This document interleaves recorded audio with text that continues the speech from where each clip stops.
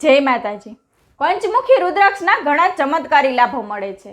તો શું છે પંચમુખી રુદ્રાક્ષ, ચાલો જાણીએ।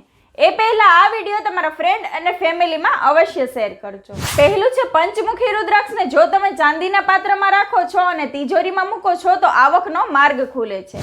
બીજું છે ઘરની અંદર વારંવાર કલેશ થાય છે અને લડાઈ ઝઘડાનો માહોલ ઊભો થાય છે અને કોઈ પણની નેગેટિવ અસર ન આવે એવું ઈચ્છો છો તો રુદ્રાક્ષને પિત્તળના વાસણમાં મૂકી થોડા ચોખા અને કાળા તલ રાખીને ઘરની અંદર મૂકી દો।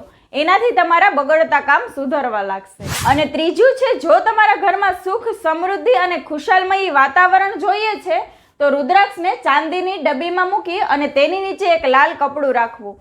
તેનાથી ઘરમાં સુખ સમૃદ્ધિના માર્ગ ખુલશે અને આવકનો સ્ત્રોત પણ વધશે। આ છે રુદ્રાક્ષના ચમત્કારી ફાયદા। અને પંચમુખી રુદ્રાક્ષ હંમેશા ઘરની અંદર હોવો જ જોઈએ, તેનાથી અસંખ્ય કૃપા મળે છે।